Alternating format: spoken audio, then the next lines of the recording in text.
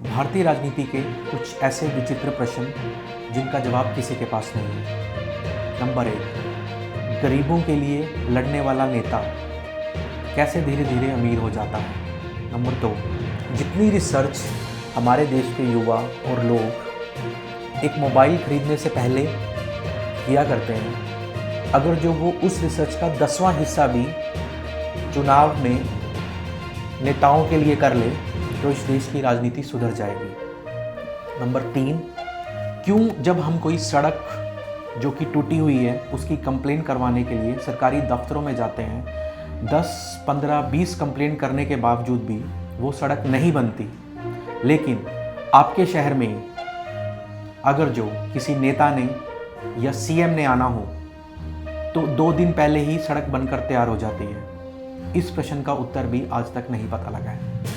कमाल की बात यह है कि हमारे देश में 1 लाख लोगों के ऊपर 144 पुलिस ऑफिसर्स काम करते हैं और ठीक उसके उल्टे 14,000 से ज़्यादा नेताओं के पीछे 47,000 पुलिस ऑफिसर्स काम करते हैं। क्या यह पुलिस का मिसयूज़ नहीं है? ऐसा क्यों होता है हमारे देश में कि पुलिस को देखकर हम सेफ फील नहीं करते, पुलिस को देखकर हम डर जाते हैं। गूगल पर जाकर आप टॉप 10 इंडियन पॉलिटिशियंस सर्च करें तो कोई भी नेता आपको ऐसा नहीं मिलेगा जो पहले से ही किसी न किसी राजनीतिक परिवार से या पार्टी से संबंधित ना हो।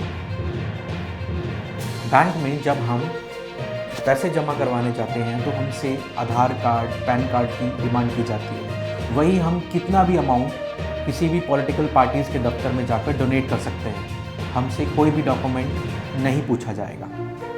सेंटर ऑफ मीडिया स्टडीज़ ने बताया 2019 में 50,000 करोड़ से ज़्यादा 2019 के चुनाव में खर्च हुआ और यह पूरी दुनिया के चुनावों में सबसे ज़्यादा किसी देश द्वारा खर्च किया जाने वाला अमाउंट था। अब जब इतने ज़्यादा पैसे खर्च करके कोई नेता आएगा तो पहले वो रिटर्न ऑफ इन्वेस्टमेंट ही सोचेगा, देश की भलाई की नहीं सोचेगा। राजनीति में क्रिमिनल्स को ही टिकट क्यों दिया जाता है? देखिए, क्रिमिनल्स का पहले इस्तेमाल सिर्फ बूथ कैप्चरिंग या भीड़ इकट्ठी करने के लिए ही किया जाता था, लेकिन एक समय के बाद इनकी वैल्यू इतनी ज़्यादा बढ़ गई क्योंकि ये फंड रेज भी करते थे, सेल्फ फंडेड नेता भी अपने आप को बोलते थे, तो इस तरह के लोगों को टिकट दे दिया जाता था।